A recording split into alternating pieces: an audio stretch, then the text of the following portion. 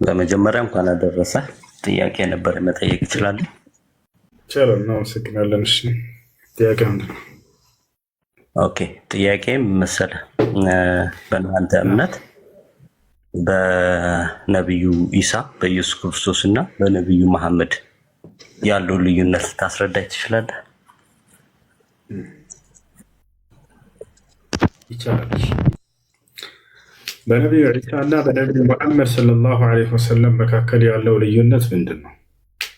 አንደኛ ሁለቱም ከአምላክ ዘንድ የተላኩ ነቢያት ናቸው። አምላክ አላህ ስብሐነ ወተዓላ ስለ መሲሑ ሲናገር መልመሲሑ ብን መርየም ኢላ ረሱሉን ቀድ ኸለት ሚን ቀብሊሂ ሩሱል ይላል። የማርያም ልጅ ክርስቶስ ከእርሱ በፊት እንዳለፉት መልእክተኞች አንድ መልእክተኛ ነው ይላል። ስለ ነቢዩ ሙሐመድ ሰለላሁ ዐለይሂ ወሰለም ሲናገር በሱራ አሊ ዕምራን ላይ ወማ ሙሐመዱን ኢላ ረሱሉን ቀድ ኸለት ሚን ቀብሊሂ ሩሱል ይላል። ሙሐመድ ማለት ከእርሱ በፊት እንዳለፉ ነቢያቶች አንድ ነቢይ ነው እያለ ቃል በቃል ለመሲሁ የተናገረው ለነቢ ስ ላ ስለም ይናገራል። ሁለቱንም አምላክ አላህ ስብሐነ ወተዓላ የነቢይነታቸው ማረጋገጫ የሆኑ ዘንድ ተአምራቶችን ሰጥቷቸዋል። ለዒሳም ተአምር ተሰጥቷል። ለነቢዩ ሰለላሁ ዐለይሂ ወሰለም ተአምር ተሰጥቷል። ለምሳሌ ዒሳ ዐለይሂ ሰላም ከተሰጠው ተአምራት መካከል ሙታንን ማስነሳት፣ አይንን ማብራት፣ ለምጽ ያለባቸውን መፈወስ እና የመሳሰሉትን። ልክ እንዲሁ ነቢዩ ሰለላሁ ዐለይሂ ወሰለም አይንን ማብራትን ተሰጥተዋል። ልክ እንዲሁ ሙታንን ማስነሳትን ተሰጥተዋል። ልክ እንዲሁ ጨረቃን ለሁለት ከፍለው አሳይተዋቸዋል ለህዝቦቻቸው።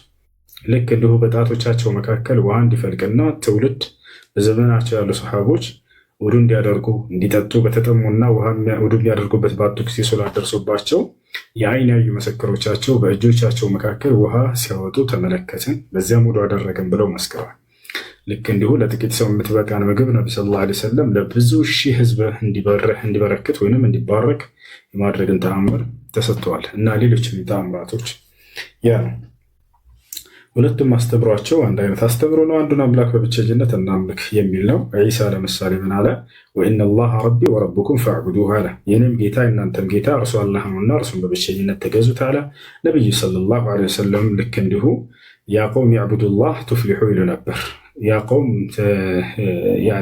ቁሉ ላኢላሃ ኢለላህ ቱፍሊሑ። ነቢ ሰለላሁ ዐለይሂ ወሰለም ህዝቦች ሆይ ከአንዱ አምላክ ከአላህ በስተቀር በእውነት የሚመለክ አምላክ ሌላ አምላክ የለም ብላችሁ እመኑ ትድናላችሁ ይሉ ነበር። ይህ ነው አሁን ወደ ይሄ እንደሚያደርጋቸው መሰረታዊ ነገራቶች ሲሆኑ የሚለዩቸውን ነገራቶች ደግሞ አሁን እንናገር፣ የጠየቀውን ማለት ነው። ነቢዩ ሰለላሁ ዐለይሂ ወሰለም እና ዒሳ ዐለይሂ ሰላም ዒሳ በርካታ መለያዎች አሉት። ገብቷቸዋል። ዒሳ በርካታ መለያዎች አሉት። የእርሱ አፈጣጠር ሙዕጂዛ ነው፣ ተአምር ነው። ይህን ሁላችንም የምናውነው ነገር ነው። አምላክ አላህ ድንቅ ስራውን ያሳየበት የሆነ ነቢይ ነው ዒሳ አፈጣጠሩ በራሱ ገብቷቸዋል። እንዲህ አላህ በቁርአን ላይ ቃል በቃል ተአምር ነው ብሎ ዒሳን ይገልጸዋል። በቁርአን ላይ ምን አለ? ወጀዐልነ ብነ መርየመ ወኡመሁ አየተን ይላል። የማርያምን ልጅና እናቱን ድንቅ ተአምር አድርጌያቸዋለሁ ይላል። እርሱ ብቻ ሳይሆን ተአምር እናቱም ተአምር ነች በኢስላም። ለምን? የእርሷ ተአምርነት ከምን አንጻር ነው ከተባለ ማንም ወንድ ሳይገናኛት ወንድ ልጅን የወለደች ብቸኛዋ የዓለማችን ሴት ነችና ተአምር ነች። እርሱም ልክ እንዲሁ ያለማንም አባት ከእናት ብቻ የተፈጠረ ነውና እርሱም ተአምር ነው። ተአምር ብሎ ማለት ትርጉሙ ምን ማለት ነው? ተአምር ማለት ከሰዎች ሕግና ልማድ ወጣ ያለ ስርዓት ማለት ነው። በሰዎች ሕግና ልማድ የሚታወቀው ምንድን ነው? ወንድና ሴት ተገናኝተው ልጅን መውለድ ነበር። የመሲሁና የእናቱ ግን ከዚህ ወጣ ያለ በመሆኑ ተአምር ተሰኘ ማለት ነው። ይህን ካየን እንግዲህ የሚበላለጡበትስ ነገራቶች አሉ ወይ ወደ ብለን እንምጣ። እንግዲህ ነቢያቶች በመካከላቸው መበላለጣቸውን መጀመሪያ እንናገር። መላእክቶችም ይበላለጣሉ፣ ተራውም ሰው ይበላለጣል፣ ነቢያትም ይበላለጣል። አምላክ አላህ ስብሐነሁ ወተዓላ ይህን በቁርአን ላይ ሲናገር ወለቀድ ፈደልና ባዕደ ነቢይን ዐላ ባዕድ ይላል። በእርግጥም ከፊል ነቢያቶች ከከፊሎቹ ይበልጣሉ አለ።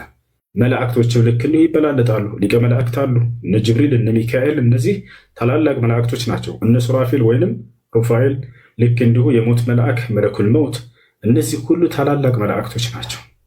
ቦታቸውና ደረጃቸውም ከሌላው ከተራው መላእክት በላይ ናቸው። ያ ነው። ልክ እንዲሁ ሰዎችም ይበላለጣሉ። አማኝና ከሃዲ ይበላለጣል። አላህ በቁርአን ላይ ሲናገር ኢነለዚነ አመኑ ወዐሚሉ ሷሊሓቲ ኡላኢከ ሁም ኸይሩል በሪያ አለ። እነዚያ አምነው መልካምን የሰሩት እነርሱ የፍጥረት ሁሉ በላጮች ናቸው አለ።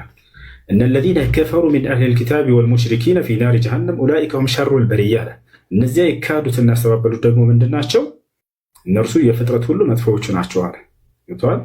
ያ ነው በክህደትና በኃጢአት ሰው ዝቅ ይላል፣ በእምነትና በመልካም ስራ ደግሞ ከፍ ይላል። ስለዚህ ተበላለጡ ማለት ነው። አፈነጀዐሉል ሙስሊሚነ ከልሙጅሪሚን ይላል። ሙስሊሞችን እንደ ከሃዲያኖች እኩል አደርጋለሁን? በፍጹም አላደርግም፣ አማኝና ከሃዲን እኩል አይደሉም እያለ ይናገራል። ይህ ከታወቀ ነቢያቶች እንደሚበላለጡም ካወቀን ታዲያ የነቢያቶች መበላለጫ ሚዛን ምንድን ነው?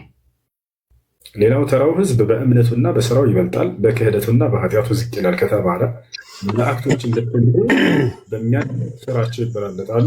ነቢያቶችስ መበላለጫ ሚዛናቸው ምንድን ነው ከተባለ ከእነርሱ በሚሆነው ስራ ነው የሚበላለጡት። አምላክ በእነርሱ ላይ በዋለው ጸጋ አይደለም፣ ያ የእነርሱ ጥረት አይደለምና። ገብታችኋል አይደለ? ሰው የሚበላለጠው በራሱ ባደረገው በሚሰራው ጥረት ነው፣ ከእነርሱ በሚሆነው ነገር ነው። ታዲያ በዚህ ነገር ሄደን ስንመዝናቸው ነቢዩ ሰለላሁ ዐለይሂ ወሰለም እና የቀደሙት ነቢያቶች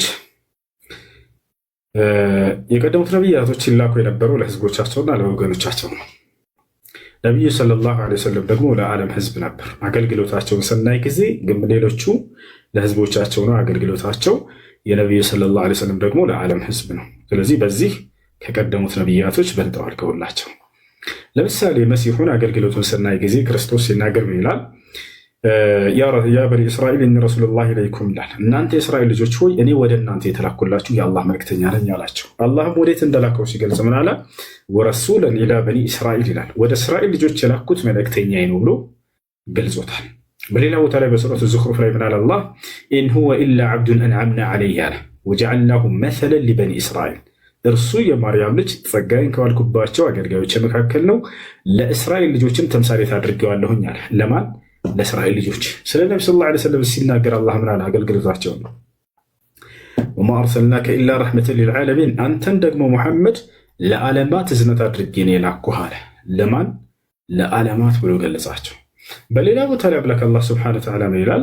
ቁል ያ አዩሃና ኢኒ ረሱሉላሂ ኢለይኩም ጀሚዓን ይላል። ሰዎች ሆይ እኔ ለሁላችሁም ወደ እናንተ በአጠቃላይ ለሰዎች ሁሉ የተላኩኝ የአላህ መልእክተኛ ነኝ በላቸው እያለ ይናገራል። በሌላ ቦታ ላይ በሱራ ሰበእ ላይ